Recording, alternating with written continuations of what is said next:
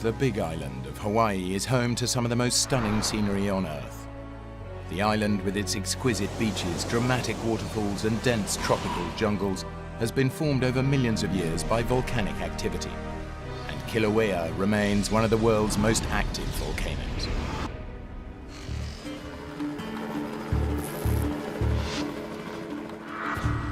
Hawaii's natural beauty has long made it a popular filming location, and cameraman Mike Benson is here to shoot the Pu'uo'o vent of Kilauea. I love doing aerial photography. It's a real passion of mine. I love to fly. Every time I get in a helicopter, I'm always excited about doing it. I love everything there is about it. Mike's persuaded his assistant, Chris Duddy, to come along for the ride. I was Mike's camera assistant. So my job was to, mount the camera, prepare the camera for filming. Chris and I had worked on 3 or 4 pictures. He had never really flown much in a helicopter, and it was kind of my doing to have him fly with us. In his quest to get the perfect shot, Mike's hired Craig Hosking, one of the most experienced pilots in Hollywood. I fly airplanes and helicopters, doing camera work and stunt work in the film business. Michael's helping me line up the shot. I'm helping him with what I see. It's a real synergy that works between me and the cameraman. We had worked 4 or 5 pictures together, so we were kind of like a little family. I mean, we knew each other.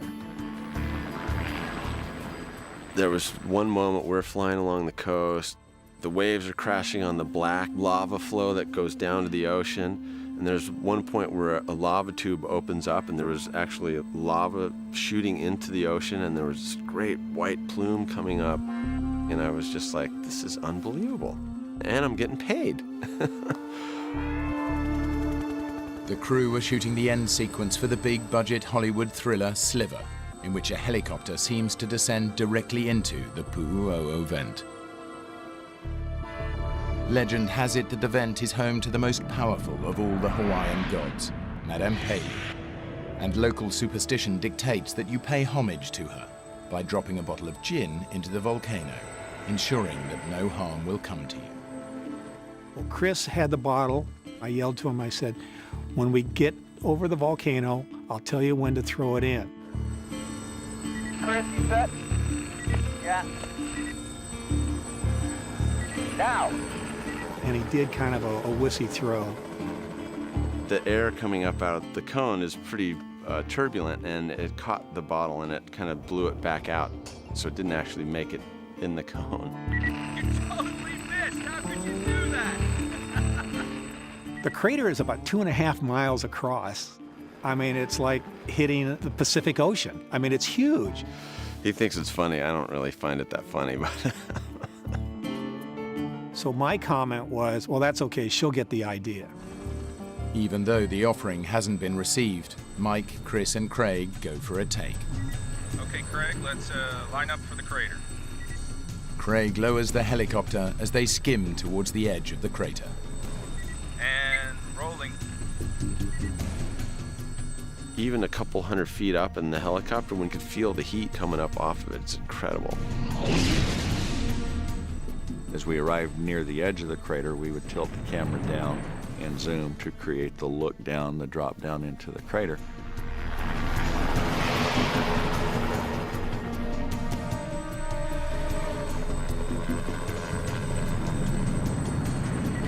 And cut. Okay, Craig, take us down and we'll review that. Let's have a look. Okay.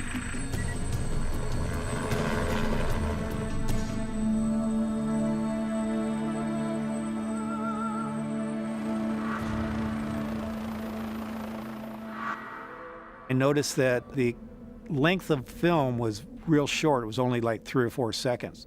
Nah, it's not quite there. You want to see it again? Yeah, sure.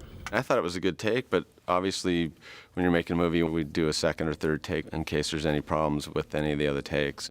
It's the ego that we all have to make the perfect shot, to put something on film that nobody else has done before. Now, let's go try another one.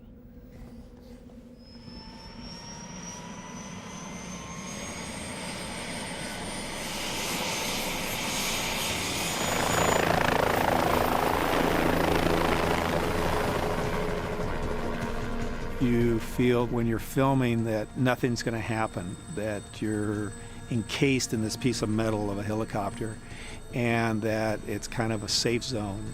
There is always the element of danger, but I've been doing it long enough that we never felt that we were putting ourselves out on a limb or anything. I get more concerned about the traffic in LA than I do about the traffic in the sky. Okay, Craig, for this next pass, I want to try and take it a little lower and a little faster, if that's all right. Roger that. We weren't doing stunt flying. It wasn't any acrobatic aerial work. It was pretty straightforward flying. And rolling. It might have seemed straightforward, but as the chopper passes over the crater rim, it experiences catastrophic engine failure. The first thing you hear and feel is the RPM decreasing. Usually in an engine failure, you have a quick deceleration. This, it was just kind of slowly spooling down. What's happening? There's a sound that beeps. I'll never forget that.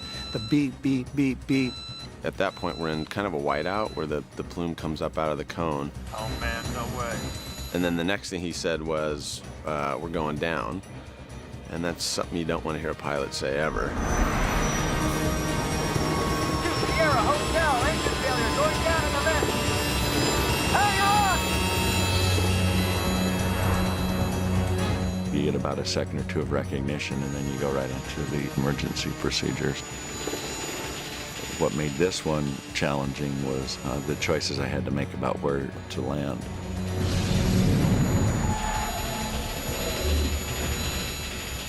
I really didn't understand totally the emergency procedures that he was conducting. I was just thinking, are we going to die?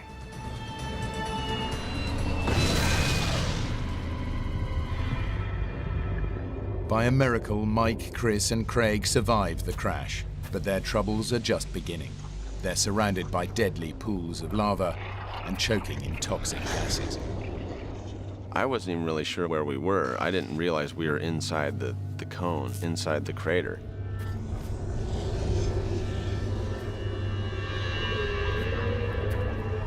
You okay, Mike? Chris? Yeah, I think so. We looked each other over, and Chris was fine, I was fine. Craig was the only one that had a laceration over his eye. You're bleeding! What?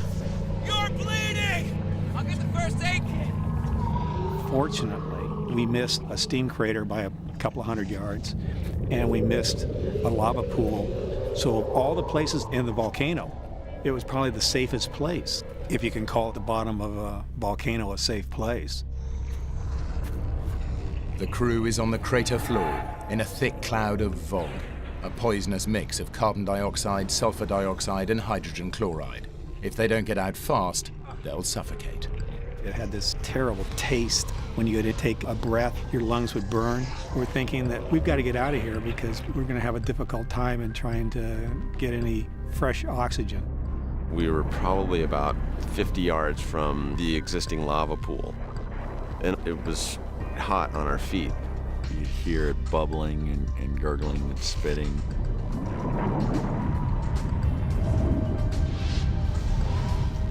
We realized when we're looking up, we're inside this crater.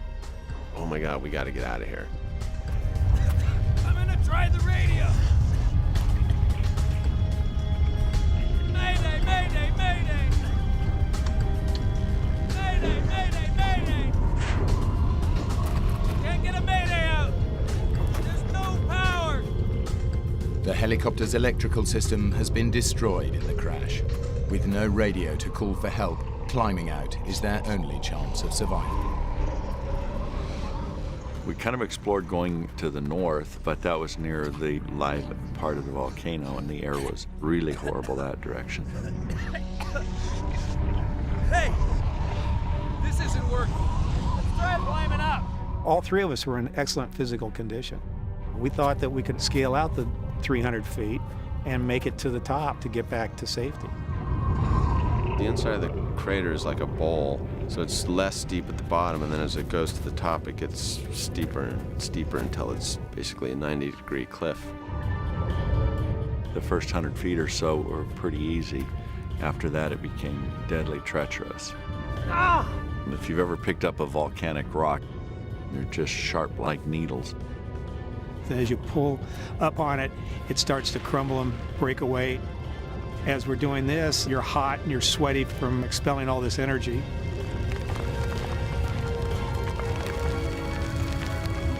Chris manages to claw his way ahead of Mike and Craig, but he's now on a near vertical cliff face. There was a few times where I was grabbing, clawing at rocks, and I would knock some debris down. I just realized that I'd gotten to a point where it was so sheer and dangerous that I could easily grab onto something that gave way and then I would fall. Don't come this way! I'm stuck! It was kind of like when you're a kid and you're climbing a tree and you get up and you can't go down, you can't go up, and so you just kind of hang on.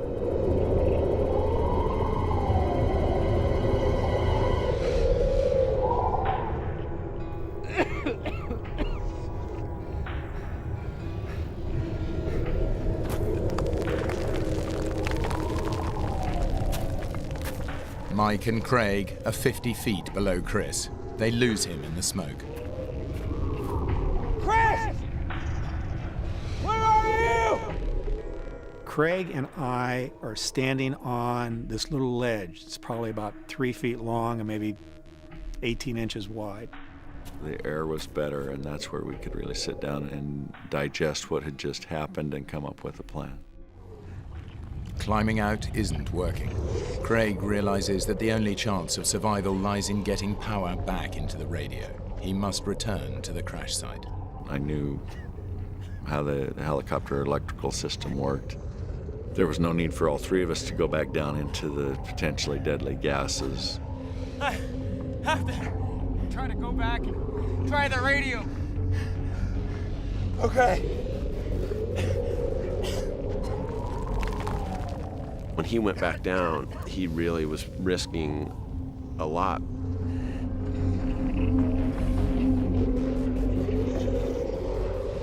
It's a long shot that Craig can get power back into the radio, but in desperation he starts to climb down into the dense, poisonous smoke. He disappears completely from Mike and Chris's view. And as Craig inspects the damage, he's overcome by poisonous fumes. He's got to get out. The bottom of the crater, the peril was horrific because of the air. I found this little cinder hill about 100 feet above the helicopter, and I could go there, and the air was almost breathable. It was still horrible, but the wind would blow just right, and I'd get a breath of air. There were several times where I would fall, and when you're suffering from lack of oxygen, you don't really know it or feel it, but all of a sudden you're stumbling, and obviously you're not thinking clearly. Eventually what I found was a camera battery. The camera that we were using uses a 24-volt battery, which is the same voltage that the helicopter electrical system uses. And I had just a pocket knife, but I was able to cut the end off of the battery cable, spread the wires, and strip them down. And using the camera battery, I set that inside of the helicopter and then used the normal plugs to wire into the overhead panel to get the electrical system to work the radio. Mayday, mayday, mayday! This is 2 Sierra Hotel! Can anybody hear me? Craig's repeated mayday calls are interrupted by scrambles for fresh air. I'd have 3 or 4 breaths at a time where I get no oxygen at all, and it was just gasping.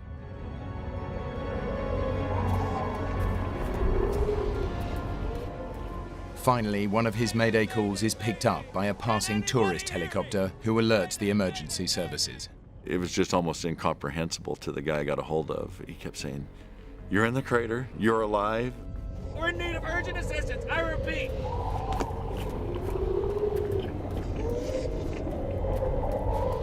Mike! Chris! I got a mayday out! They're coming yells back that he got a mayday out to base camp, and he said, we'll be back in Hilo for dinner. He was coughing and yelling that he couldn't breathe, and he was having a hard time down there. Next thing I hear from Craig is, don't come down here, don't come down here. I can't breathe, I need oxygen. And then we didn't hear anything from him again.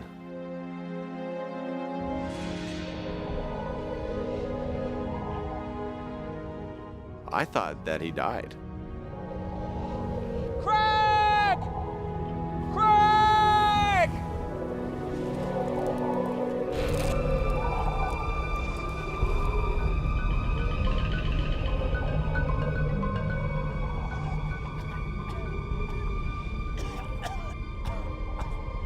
Craig has managed to get back on the radio and establish contact with the pilot of the rescue helicopter. They're on the rock face! On the southeast corner! No, I can't see you! Poor visibility makes it impossible to conduct an air rescue attempt, but the pilot helps coordinate a ground rescue team.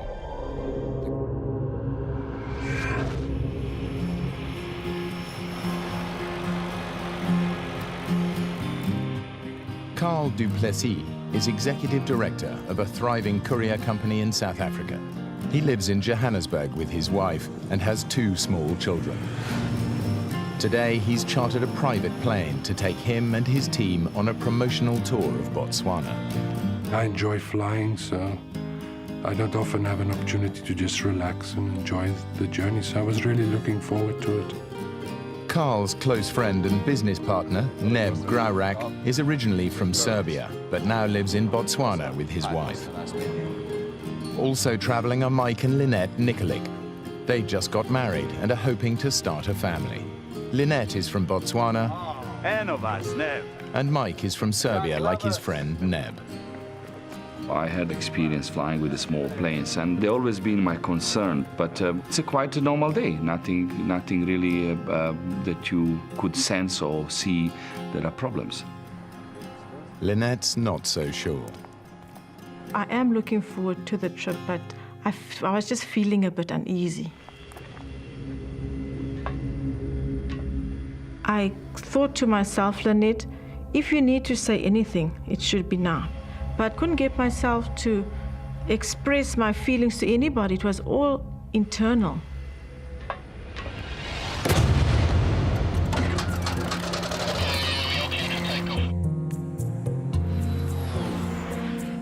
These entrepreneurs are used to the advantages that come with success. Today, their chartered plane is taking them from the capital of Botswana, Gaborone, to the small town of Maun, 600 miles away. It's a 2-hour flight which will take them across the vast expanse of the Kalahari, the desert whose very name means the great thirst. Guys, help yourself to some soft drinks in one of those coolers. And where's the champagne, caviar? We're having fun. I'm sitting next to the pilot, and I'm really enjoying the flight. And behind me, Ned, Mike, and Lynette's just talking. So it was quite a jovial atmosphere. An hour and a half into the flight, Lynette is still uneasy. For some reason, I was becoming claustrophobic.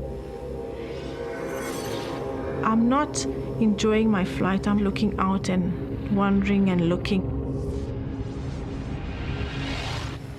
Don't worry. You take a big plane back, huh?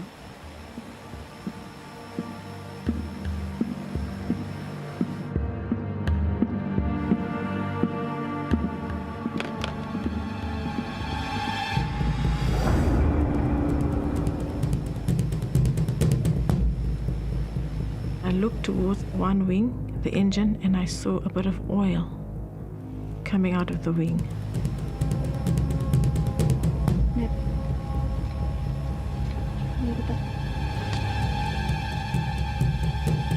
Costa!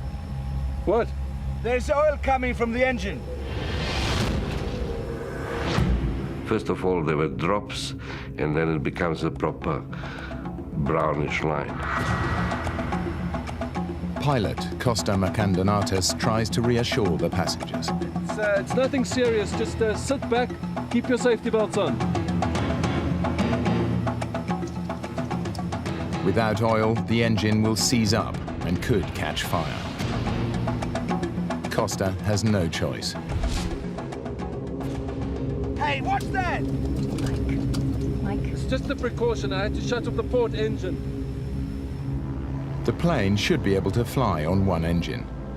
But in the African heat, the air is thin, and with a full passenger load, it begins to lose altitude. We need to make a precautionary landing. Costa radios the control tower to get his coordinates so he can find a landing strip nearby. What are they saying?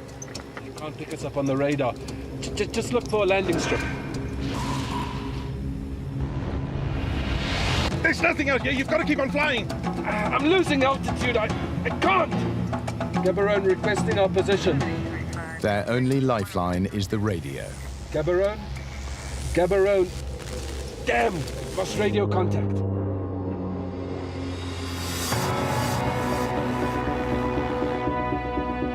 Costa knows he's going to have to crash land.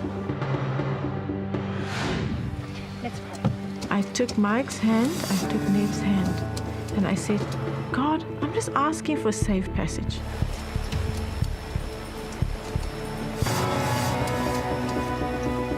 All I know that I have maybe a minute or a minute and a half to live, and I'm just worried about my children. I remember elephants running in a panic because of the aeroplane coming. I just saw the earth coming closer and closer and closer. I know that air crashes, you really don't survive. Put your head between your knees now!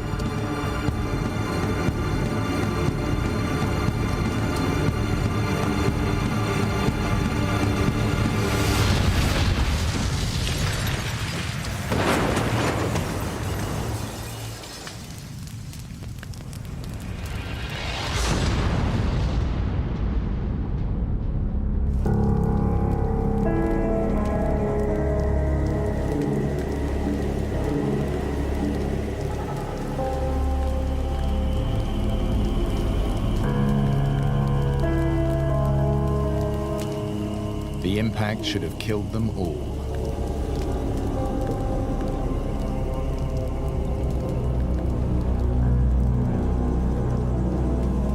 I'm still alive.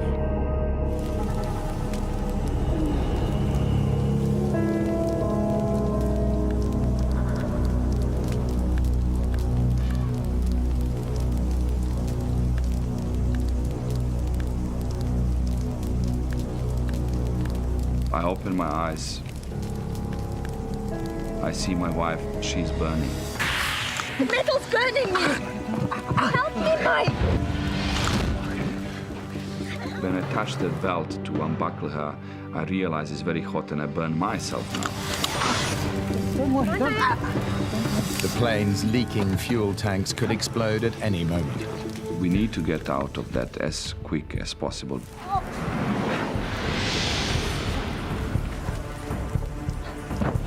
Your body is kind of state of shock. You try to get up and you just fall down.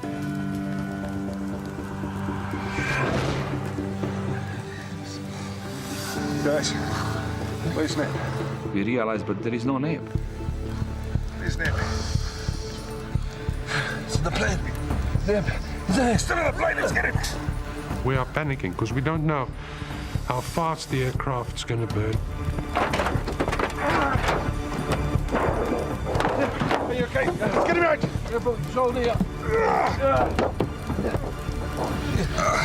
Neb, please. Is he still breathing? I don't know. Neb, it's okay.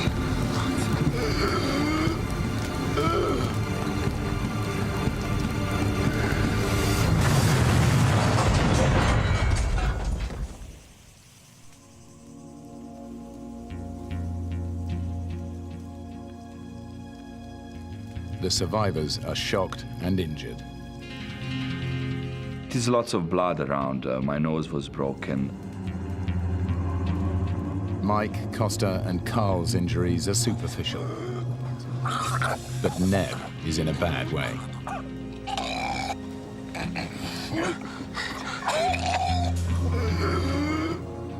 The pain was unbearable because, particularly of the ribs. Just breathe. Just breathe. And I actually couldn't breathe. Lift me up. Lift me up. Okay, I'll got you. I'll got you. I'll got you. Let's take him to the tree. Over there. Neb has punctured his lung. He has to prop himself up in order to breathe. I couldn't lie down. I had to stand most of the time. And I was hugging the tree. Lynette sustained multiple injuries in the crash. She has damaged her spine. I couldn't move. I couldn't move my legs. As soon as I tried to lift myself up, for some reason I would feel dizzy and then I'll be forced to lie down. And her left arm has been so badly burned that the nerves have been destroyed. I didn't feel any pain. There was no pain at all. I was just worried about the fact that I can't get up. I can't do anything. She needs immediate medical attention. Don't worry. They'll come soon. We'll get you to a hospital. The crash has destroyed the radio. But the passengers believe that the plane's emergency transmitter will soon bring rescue. As the afternoon wears on, they begin to have doubts. We're realizing now that it's getting dark, nobody can land. So we're getting used to the idea that we need to spend the night here. Almost everything that might have helped them survive a night in the bush has been destroyed. Anyone got matches? They need to find a way to ward off predators. It is a sample only. It's for promotions. Oh, we've got to get a fire going and keep it going all night. Who knows what's crawling out there? I was very concerned about the area where we crashed. When I look at those trees, I was thinking this is a perfect area where leopard is living. It's a very dangerous animal. Lots of hyenas, lots of elephants, lions. It's a really wild area. Carl manages to start a fire using the last piece of smoldering wreckage.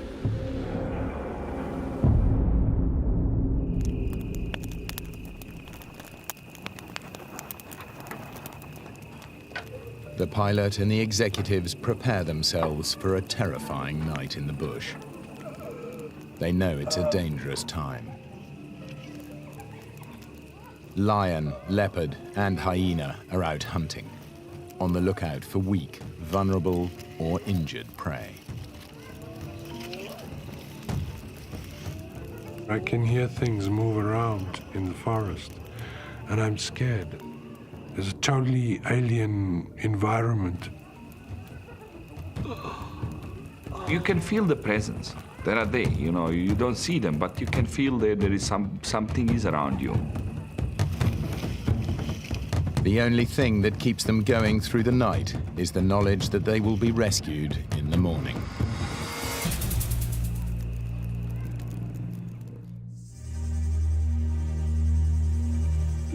Neb is exhausted. He hasn't been able to lie down or sleep all night. Hey, it's time for the rescue. The fire has done its job.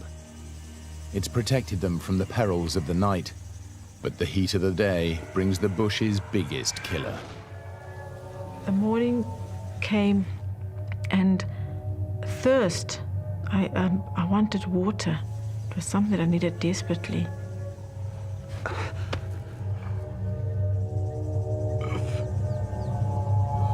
The thirst is unbearable. Your mouth is so dry that you can even feel the pain in your mouth, in your tongue. They can find no water, so they take advantage of a fleeting source of moisture. Dew.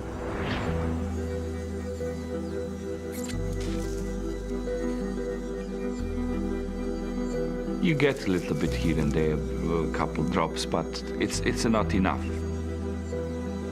In no time, the African sun evaporates their only source of water. All they can hope for now is that rescue will come quickly. We're under the impression that there's an emergency transponder unit in the tail transmitting our position. So if people look for you, that they will be able to find us. I can hear a plane.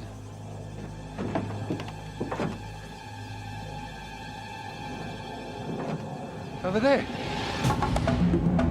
Over here! Help! Over here! Ah, let's make some smoke! Over here! That's right! Help! Over here! Help! Over here!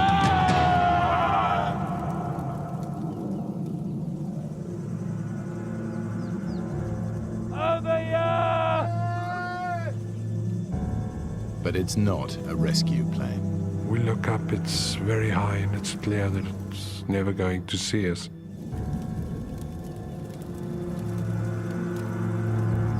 Carl can't understand why the emergency transmitter hasn't brought rescue. If you check if it's transmitting. Emergency transmitters are compulsory in Botswana. You have transponder, right? It's not compulsory. But not in South Africa, where this plane is registered. So now no one knows where we are.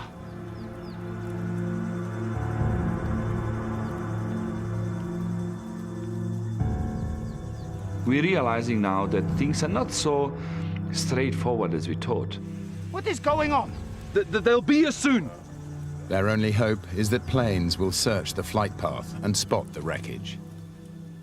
But as